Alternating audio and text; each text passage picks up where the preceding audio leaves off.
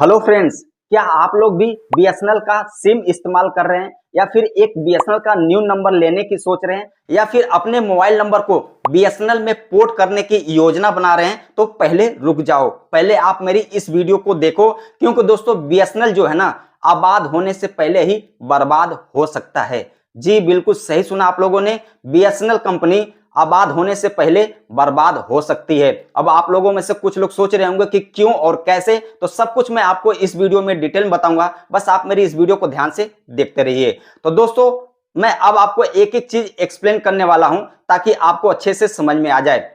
दोस्तों सुनिए, तो फ्रेंड्स 3 जुलाई 2024 का वो दिन था जब जियो एयरटेल वी यानी वोडाफोन आइडिया कंपनी ने अपने रिचार्ज प्लान को काफी ज्यादा महंगा कर दिया, यानी अपने रिचार्ज प्लान की जो प्राइस है काफी ज्यादा हाई कर दिए।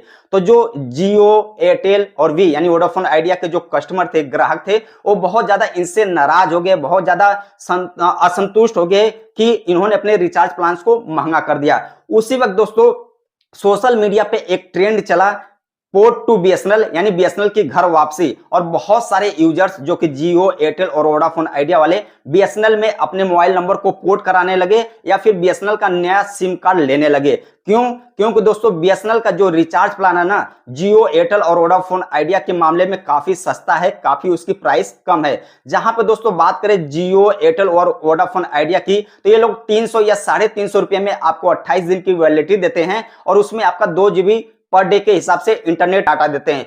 वहीं दोस्तों आपको बीएसएनएल की बात की जाए तो यहाँ पे बीएसएनएल जो है ना, आपको करीब 199 रुपए में 2 GB पर डे डाटा देता है और 30 दिन की वैलिडिटी देता है। तो कहीं ना कहीं दोस्तों यहाँ पे जो बीएसएनएल है ना, जियो एयरटेल और वोडाफोन आइडिया से काफी सस्ते प्लान प्रोवाइड कर रहा है। इसलिए बहुत सारे जो यूजर्स हैं, जो कि जियो एयरटेल और वी वाले जो यूजर्स है, जो ग्राहक है, वो बीएसएनएल में अपने मोबाइल नंबर को पोर्ट करा लिए। यहां तक तो ठीक है।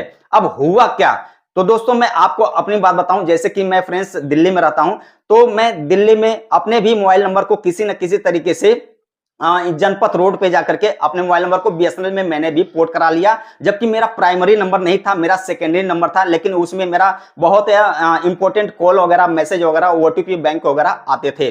तो जब मैंने अपने मोबाइल नंबर को बीएसएनएल में पोर्ट करा लिया तो हुआ क्या, जब मेरा मोबाइल नंबर बीएसएनएल में सक्सेसफुल पोर्ट हो गया, पता है क्या हुआ? मेरे बीएसएनएल में नेटवर्क ही नहीं आ रहा है, और कहीं कहीं नेटवर्क आ रहा है तो वो भी छत पे जाने के बाद। सोचिए दोस्तों, घर के अंदर नेटवर्क नहीं आ रहा है और छत पे जाने के बाद थोड़ा बहुत नेटवर्क आ रहा है, वो भी 2 खूंटी 3 खूंटी 3-4 ऐसे करके। और कहीं कहीं मैं बाहर जा रहा हूं, रोड पे जा रहा हूं, तो कहीं कहीं उसका नेटवर्क आ जा रहा है।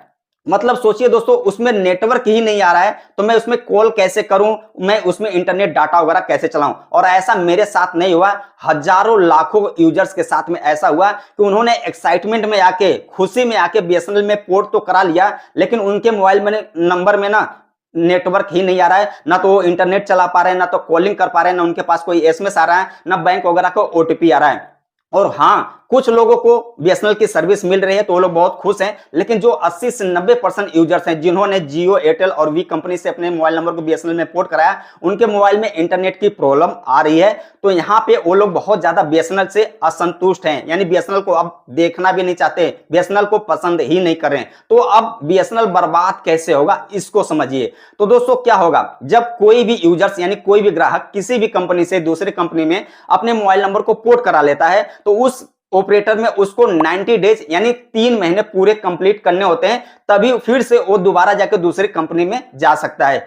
जैसे दोस्तों मान लीजिए मैं जियो एयरटेल या वोडाफोन से बीएसएनएल में पोर्ट करा लिया, तो मुझे अब बीएसएनएल में 3 महीने यानी 90 दिन इंतजार करना पड़ेगा, उसके बाद ही मैं अपने मोबाइल नंबर को दूसरे ऑपरेटर में फिर से पोर्ट करा पाऊंगा। तो आप सोचिए दोस्तों, मेरा मेन सेकेंडरी नंबर था जो इसमें कॉल वगैरह मेरा लिए इंपॉर्टेंट था। इसी तरीके से बहुत सारे हजारों लाखों की संख्या में बहुत सारे ऐसे भाई लोग हैं, बहुत सारे ऐसे दोस्त हैं जिनका नंबर इंपॉर्टेंट था, उन्होंने एक्साइटेड होकर बीएसएनएल में पोर्ट करा लिया या बीएसएनएल का नया सिम ले लिया, और उनके मोबाइल में नेटवर्क ही नहीं आ रहा है, कॉल नहीं लग रही है, डाटा नहीं लग रहा है, ओटीपी बैंक वगैरह के नहीं आ रहे हैं, वो लोग बहुत ज्यादा दुखी हो चुके हैं। तो अब क्या हुआ, अब 3 जुलाई 2024 के बाद 90 दिन कंप्लीट होने वाले हैं, या कंप्लीट हो जाते ही लोग क्या करेंगे, बीएसएनएल से फिर से पोर्ट आउट करेंगे जियो एयरटेल और वी की तरफ। और जैसे ही पोर्ट करेंगे तो कहीं ना कहीं बीएसएनएल के जो ग्राहक है ना, उसमें कमी आएगी, यानी बीएसएनएल का जो ग्राफ है वो नीचे गिरेगा, और कहीं ना कहीं बीएसएनएल कंपनी आबाद होने से पहले ही बर्बाद हो सकती है। इसके अलावा दोस्तों मैं बीएसएनएल की और एक बात बताऊं,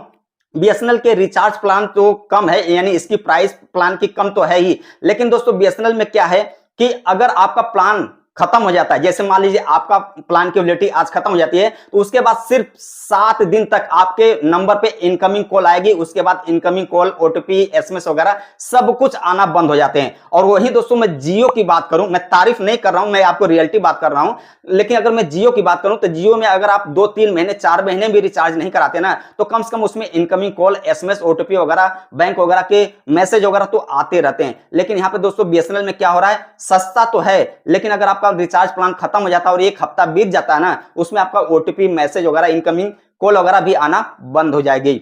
तो ये है दोस्तों बीएसएनएल की एक बहुत बड़ी कमी या एक तरीके से बुराई। तो जो लोग भी नेटवर्क से परेशान है, 3 महीने कंप्लीट होते ही या जिनके भी 3 महीने कंप्लीट हो जाएंगे, फिर से वो जियो, एयरटेल या वी में अपने मोबाइल नंबर को पोर्ट करा लेंगे, तो कहीं ना कहीं बीएसएनएल को इससे बहुत ज्यादा नुकसान होगा और बीएसएनएल कंपनी आबाद होने से पहले ही बर्बाद हो सकती है या बर्बाद हो जाएगी।